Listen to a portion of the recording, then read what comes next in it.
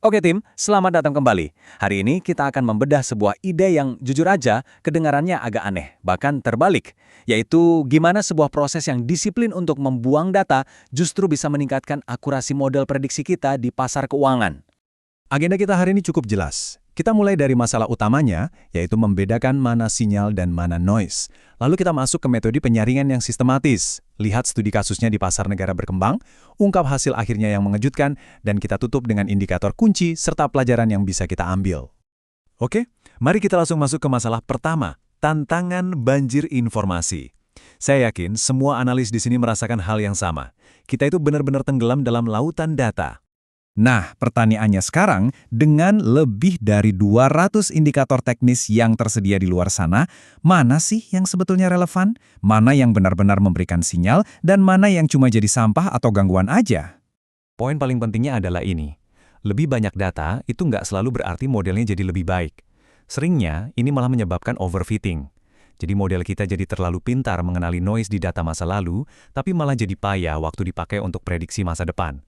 Kebanyakan fitur juga bikin model kita jadi lambat dan gak efisien. Jadi gimana solusinya?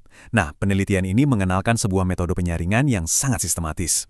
Ini adalah sebuah proses untuk mengubah tumpukan data mentah menjadi sebuah intelijen yang bisa kita pakai untuk mengambil keputusan. Metodologi yang dipakai ini bukan asal-asalan ya. Ini namanya CRISP-DM, sebuah standar industri untuk data mining. Jadi ini membawa disiplin dan struktur ke dalam prosesnya, memastikan pendekatan kita itu terorganisir dan bisa diulang lagi nanti. Secara garis besar, prosesnya ada 4 tahap utama. Pertama, kita pahami dulu data dan masalahnya. Kedua, persiapan data. Nah, ini tahap kuncinya, di mana pembersihan dan rekayasa fitur terjadi. Baru setelah itu kita bikin modelnya, dan terakhir kita evaluasi. Disinilah prosesnya jadi sangat ampuh. Slide ini menunjukkan peralatan tempur statistik yang digunakan untuk, ibaratnya, memangkas lemak dari dataset kita. Teknik seperti lasso dan tree-based selection ini secara sistematis akan menyingkirkan indikator yang nggak relevan, jadi kita bisa fokus hanya pada apa yang benar-benar penting. Mari kita beralih ke studi kasusnya dan lihat gimana metode ini diterapkan di pasar negara berkembang, sebuah medan pertempuran yang sangat menantang dan bergejolak. Analisis ini fokus pada 2 ETF dari pasar negara berkembang, yaitu iShares untuk Brasil, EWZ, dan Chile, ECH. Kemudian, performanya dibandingkan dengan tolok ukur pasar maju, yaitu S&P 500 IVV. Di sini kita bisa lihat perbandingannya secara visual. Coba perhatikan grafik kiri. Garis merah yang mewakili pasar negara berkembang itu seringkali menunjukkan volatilitas dan potensi pertumbuhan yang jauh lebih tinggi dibandingkan pasar maju yang di garis hitam. Di sebelah kanan, kita bisa lihat lebih dekat pergerakan ETF yang kita analisis. Justru karena keliaran pasar negara berkembang inilah, ini jadi kasus uji yang sangat bagus untuk model prediksi kita. Perbandingan ini dengan jelas menggarisbawahi tantangannya. Pasar negara berkembang itu menawarkan potensi pertumbuhan yang tinggi, tapi risikonya juga lebih besar. Volatilitasnya tinggi, dan polanya lebih sulit ditebak. Kebalikannya, pasar maju seperti S&P 500 cenderung lebih stabil. Ini adalah dua dunia yang sangat berbeda untuk dianalisis. Oke, sekarang kita sampai di bagian yang paling menarik. Hasilnya, bagaimana cara mengurangi noise ini benar-benar bisa meningkatkan akurasi. 95%. Coba, biarkan angka ini meresap dulu. Ini adalah jumlah fitur atau indikator yang berhasil disingkirkan. Biar lebih jelas, dari total 216 indikator teknis di awal, metodologi ini secara sistematis membuang 95%-nya. Hanya 5% yang dianggap paling kuat dan paling prediktif yang dipertahankan. Ini proses penyaringan yang sangat-sangat agresif. Dan inilah hasil yang paling mengejutkan.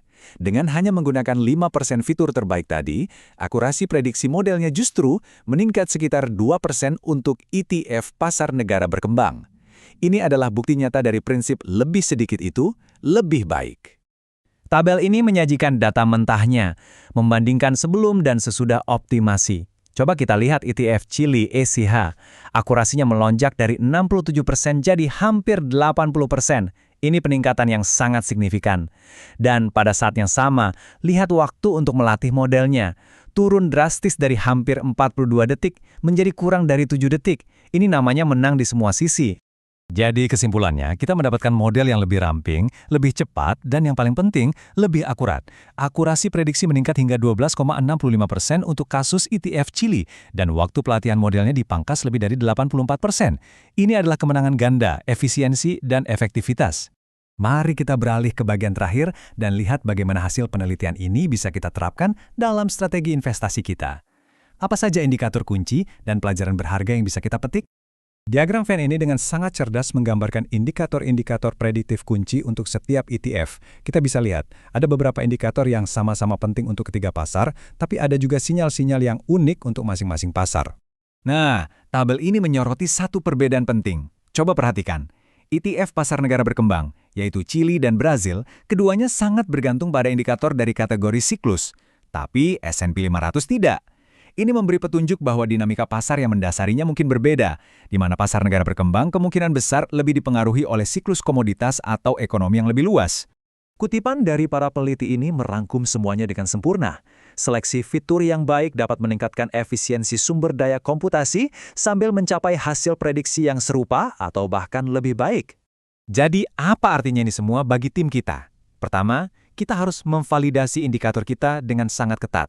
Lebih banyak belum tentu lebih baik. Kedua, proses pemilihan fitur yang disiplin itu sendiri bisa menjadi sumber keunggulan kompetitif atau alfa kita. Dan ketiga, kita harus ingat bahwa pasar yang berbeda, seperti pasar negara berkembang versus pasar maju, ternyata bergantung pada jenis sinyal prediktif yang berbeda pula. Saya akan tutup dengan sebuah pertanyaan untuk kita semua renungkan. Jika membuang 95% data kita ternyata membuat model kita lebih baik, asumsi inti apa lagi dalam proses investasi kita yang selama ini kita pegang, yang mungkin perlu kita uji dan tantang secara ketat? Mari kita diskusikan.